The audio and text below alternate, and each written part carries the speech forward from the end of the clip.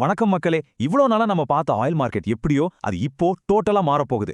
ஒரு massive Jio political எர்த்குவேக்னு தான் இதை சொல்லணும். ஓபெக்ல இருந்து யுஏஇயோட சடன் எக்ஸிட் இது குளோபல் ஆயில் மார்க்கெட் ஸ்டெபிலிட்டியை எப்படி தலைகீழ மாத்த போகுது அப்படிங்கறத பத்தி தான் இந்த டீப் டைவ் எக்ஸ்பிளைனர்ல நம்ம பார்க்க போறோம். Let's get right into it. Just listen to this quote from the UAE spokesperson. நம்ம நேஷனல் இன்ட்ரெஸ்ட்க்கு தேவையானதை பண்ண வேண்டிய நேரம் வந்துருச்சுன்னு டைரக்டாவே சொல்லிட்டாங்க. இது லிட்டரலி ஒரு ஹியூஜ் ஷாக்கர். காட்டிலோட கொஹிஷனை விட அவங்க சொந்த எக்கனாமிக் ஃப்ளெக்சிபிலிட்டிக்கு தான் ஹையஸ்ட் ப்ரையாரிட்டி தராங்க. It's a real game changer. So May 2026ல நடக்க போற இந்த யுஏஇயோட எக்ஸிட் ஏன் இவ்ளோ பெரிய deal? Let's break it down. Some of you might be thinking, wait, didn't Qatar leave in 2019? Yes, ஆனா அது டோட்டலா வேற. கத்தார் எக்ஸிட் ஆகும்போது அவங்க மெயினா natural gas producer. So oil மார்க்கெட்ல அதோட இம்பாக்ட் ரொம்ப மார்ஜினல் தான். ஆனா யுஏஇ அப்படி இல்லையே. அவங்க ஓபெக்கோட 3rd லார்ஜஸ்ட் ஆயில் ப்ரொடியூசர்.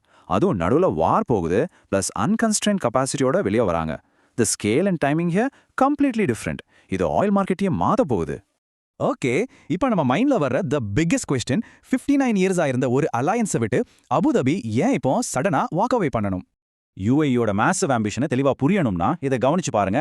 அவங்களோட கரண்ட் அவுட்புட் 3.5 மில்லியன் பேரல்ஸ் தான். ஆனா ஆக்சுவல் இன்ஸ்டால் கெப்பாசிட்டி 4.0 மில்லியன். 2027க்குள்ள 5.0 மில்லியன் ரீச் ஆகணும்னு லிட்டரலி பில்லியன்ஸ் இன்வெஸ்ட் பண்ணி வச்சிருக்காங்க.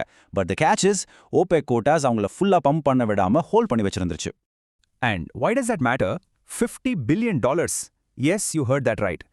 UAE ஃபுல் கெப்பாசிட்டியில ஆயில் பம்ப் பண்ணா வருஷம் தோறும் அவங்களுக்கு அன்லாக் ஆக போற எஸ்டிமேட்டட் ரெவென்யூ இதுதான். இந்த அளவுக்கு ஒரு மேசிவ் எக்கனாமிக் பூஸ்டா யாராவது வேண்டான்னு சொல்லுவாங்களா? Absolutely no way. Let's put this into perspective. ரெண்டு கண்ட்ரீஸோட ஃபிஸ்கல் மேத்தை கம்பேர் பண்ணி பார்த்தா தெளிவா புரியும். யுஏஇயோட break even just $50 per barrel தான். ஸோ அவங்களோட main aim output and market ஷேரை மேக்ஸிமைஸ் பண்றது. ஆனா சவுதி அரேபியாவோட நிலைமை டோட்டலி வேற. அவங்களோட மெகா விஷன் 2030 ப்ராஜெக்ட்ஸ்க்கு ஃபண்ட் பண்ண மினிமம் $80 to $85 per barrel தேவைப்படுது. ஸோ நேச்சுரலா ரெண்டு பேரோட ஸ்ட்ராட்டஜிஸும் இப்போ பெர்ஃபெக்ட்லி இன்கம்பேட்டிபிள் ஆயிடுச்சு. சோ இந்த கிளாஷ்னால நெக்ஸ்ட் என்ன நடக்கும்? இத புரிஞ்சுக்க சவுதி அரேபியா ஹிஸ்டாரிக்கலி டிஃபெக்டர்ஸை எப்படி ஹேண்டில் பண்ணாங்க அப்படிங்கறத நம்ம பேக்வர்ட் லுக் பண்ணி பார்க்கணும்.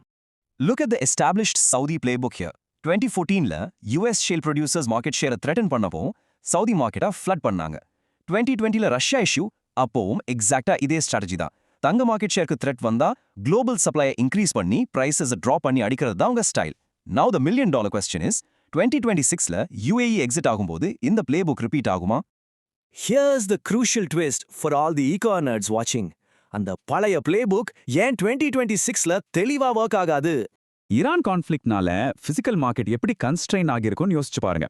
ஸ்ட்ரெய்ட் ஆஃப் ஹார்மோஸ் சோக் பாயிண்ட்ல பிசிக்கல் டெலிவரிஸ் லிட்டரலி பிளாக் ஆகியிருக்கும். Global supply chains totally disrupted. Oil இருந்தாலும் அதை டெலிவர் பண்றது பெரிய பிரச்சனை. இதுதான் தி அல்டிமேட் டீகப்ளிங். ஒருவேளை சவுதி அரேபியா மார்க்கெட்டை பேப்பர்ல ஃப்ளட் பண்ணா கூட பேப்பர் மார்க்கெட்ல தான் பெஞ்ச்மார்க் பிரைசஸ் டிராப் ஆகும். ஆனா ரியல் வேர்ல்டுல export choke points and physical ரிஸ்க்னால பிசிக்கல் ஆயில் ஸ்டக் ஆயிடும். So actual delivered prices drop ஆகாது. It stays stubbornly high. Which leads us to the central paradox. ஒரு பிரைஸ் வார் இப்ப ஸ்டார்ட் ஆனா அது பெஞ்ச்மார்க் சிக்னல்ஸை மட்டும்தான் டவுன்வர்ட் அனுப்பும். ஆனா பிசிக்கல் வேர்ல்டுக்கு எந்த ஒரு மீனிங்ஃபுல் சப்ளை ரிலீஃபும் கிடைக்காது. இன் simple terms, global supply problem solve ஆகாது. ஆனா பிரைஸ் வார்ல இன்வால்வ் ஆன கண்ட்ரீஸோட சாவரன் வெல்த்ஸ் தான் வேஸ்ட் ஆகும். It's a lose-lose situation. ஃபைனலா let's zoom out to the macro level. இந்த முடிவு குளோபல் மார்க்கெட் ஸ்டெபிலிட்டியை எப்படி எஃபெக்ட் பண்ண போகுது? ஃபர்ஸ்ட் நம்ம ஸ்பேர் கெப்பாசிட்டி அப்படின்னா என்னன்னு ரீகால் பண்ணிக்குவோம். கடந்த 50 இயர்ஸா குளோபல் எக்கானமியோட சேஃப்டி நெட்டே இதுதான். சடனா பிரைஸ் ஸ்பைக்ஸ் ஆனாலோ இல்லனா சப்ளை ஷாக்ஸ் வந்தாலோ மார்க்கெட்டை ஸ்மூத் பண்ண ஓபெக் யூஸ் பண்ற தி அல்டிமேட் பஃபர் இதுதான். It's like a giant shock absorber. ஆனா இப்போ இந்த ஈக்குவேஷன் கம்ப்ளீட்டா சேஞ்ச் ஆயிடுச்சு. ஒரு பஃபரா இருந்த விஷயம் இப்போ வெப்பனா மாற போகுது. வேர்ல்டோட லார்ஜஸ்ட் ஸ்பேர் கெப்பாசிட்டி வச்சிருக்க யுஏஇ அண்ட் சவுதி அரேபியா ரெண்டு பேரும் இப்போ தங்க எக்ஸ்ட்ரா கெப்பாசிட்டியை மார்க்கெட் ஷேருக்காக ஒண்ணுக்கொன்னு எதிரா போட்டி போட்டு யூஸ் பண்ண போறாங்க. Global oil market as we know it அது பெர்மனண்டா மாற போகுது. நம்ம இன்வெஸ்டர்ஸ் அண்ட் எக்கானமி வாட்சர்ஸ்க்கு இதோட மேக்ரோ எக்கனாமிக் ரிப்பிள் எஃபெக்ட்ஸ் என்ன ஆகும்? Well, it's massive. Sustained energy price volatility, prolonged stagflation pressures and நம்ம சென்ட்ரல் பேங்க்ஸ் இன்ஃப்ளேஷனை கண்ட்ரோல் பண்ண முடியாம கான்ட்ரடிக்டரி சிக்னல்ஸ் கிடைச்சி கன்ஃபியூஸ் ஆவாங்க. அது மட்டும் இல்ல, gulf sovereign wealth funds global மார்க்கெட்ஸ்ல இருந்து தங்க கேபிட்டலை பெருமான அளவுல வித்ட்ரா பண்ண ஸ்டார்ட் பண்ணுவாங்க. The effects will literally be felt everywhere. So I'll leave you with this one provocative question. வேர்ல்டோட பிக்கெஸ்ட் ஆயில் கார்ட்டல் அவங்களோட அந்த அல்டிமேட் பஃபரை இழக்கும்போது குளோபல் ஸ்டெபிலிட்டிக்கு நிஜமாலுமே என்ன ஆகும்? Think about it. நம்ம இதுவரை தெரிஞ்சு வச்சிருந்த அந்த old oil market is officially gone.